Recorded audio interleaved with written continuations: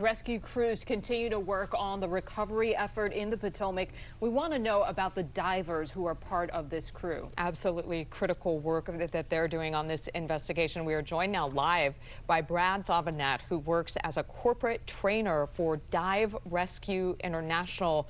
Brad, thank you so much for joining us here. And we just heard Steve talking about the weather conditions, this window that we have for crews to work. Talk to us about what divers can be facing out there right now, what they'll be looking and watching for as far as safety. Well, appreciate first you having me here today, and obviously my condolences are going out to the family of all the victims involved here. As far as the diver concerned, as you mentioned, it is definitely a cold weather environment, and the temperatures in the area ambient seems to be decreasing by the day with weather that is moving in, and so it's imperative not only that they are dressed for the operation at hand, which most of them will be wearing exposure suits that will limit or minimize their exposure to the cold water that is there, some of the jet fuels that are there in the water, as well as the enhanced entanglement issues, as you can imagine, that is there with all the debris that is flowing there. The Potomac also has a known current that is there, so the divers will be trying to mitigate as much as they can and have to deal with the current that is there, as well as the flow and movement of some of those debris issues, maybe the fuselage or parts of the planes and helicopter that might be sitting in the water. You know, last year, unfortunately, our region suffered a tragedy with that Baltimore bridge collapse. That, too, involved search crews, a lot of divers involved trying to rescue those who fell into the water, workers who were on the bridge span at that time. We know that sonar was critical in that search. Is that likely being used in this case? We know the water is much more shallow in the Potomac. We understand about 8 feet where they are searching. Absolutely. You see in the video a lot of the watercraft that were earlier moving back and forth in kind of like a grid-like pattern, and that's exactly what I speculate a lot of them are doing is running sonar through the area, doing some GPS locations of potential pieces of the aircraft, targets that they might send divers down.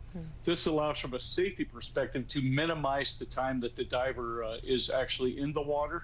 It gives a viable target that divers diving on versus maybe going down without having an assumption of what might be below the surface of the water. So sonar and technology today is playing a huge part, not only in locating victims and pieces of evidence, but for the safety of the divers as well. And Brad, you talk about finding that evidence. I mean, this is in a river. You talk about the currents earlier during our last update.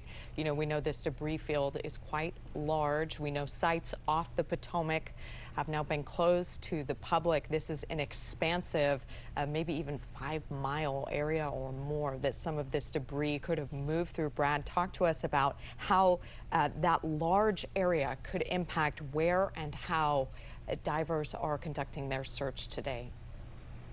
Absolutely going to become huge when you take a look at the current and the movement and the flow of the water, as well as the time factor from when the incident took place overnight to now, and the flow of water. And as you mentioned, all the fingerlings and creeks, rivers that flow off there, is being able to locate all of those, where they're using technology, potential maybe drones are in the area to help GPS and map some of that, as long as other technologies, being able to locate and then retrieve those. So, and not discounting any piece of evidence or debris that may come down, that they can retrieve those, a foreclosure for family members, or evidence and reconstruction, so that they can, in the end, put all of those pieces back together. So it will be an extensive effort over, as you mentioned, a wide area, but it's imperative as they put all those pieces of the puzzle back together that they locate using technology, using divers, using whatever they have at hand to be able to retrieve and then reassemble. I was struck by the number of bodies that have been recovered, upwards of 24, but we know at least 67 people, 67 is the official number, are presumed dead. Can you explain or give us some insight as to why more bodies haven't been recovered just yet, and the role that the way this explosion and this crash happened may have played a role in where they landed in the water? I think, and not to speculate, we all saw the footage of the impact and the explosion. I think that there would lend itself to the potential lower number of individuals that have been recovered at this moment, as well as depending on, as we all know, as we fly, that we're buckled into our seats, the ability that a lot of individuals may still be in the fuselage, and they are potentially trying to erase that intact, which would bring maybe an exponentially larger number of individuals to the surface in one intact thing to preserve evidence, to preserve individuals and debris, as well as we talked earlier, that current that is moving and people that may, victims, debris, evidence moved further down.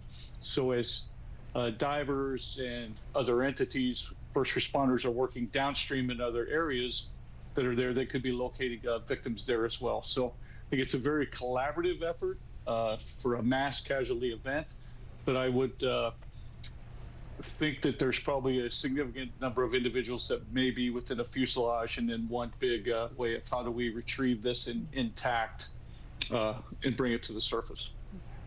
Brad Thavenet with Dive Rescue International. Brad, thank you so much for joining us to share your insight for those out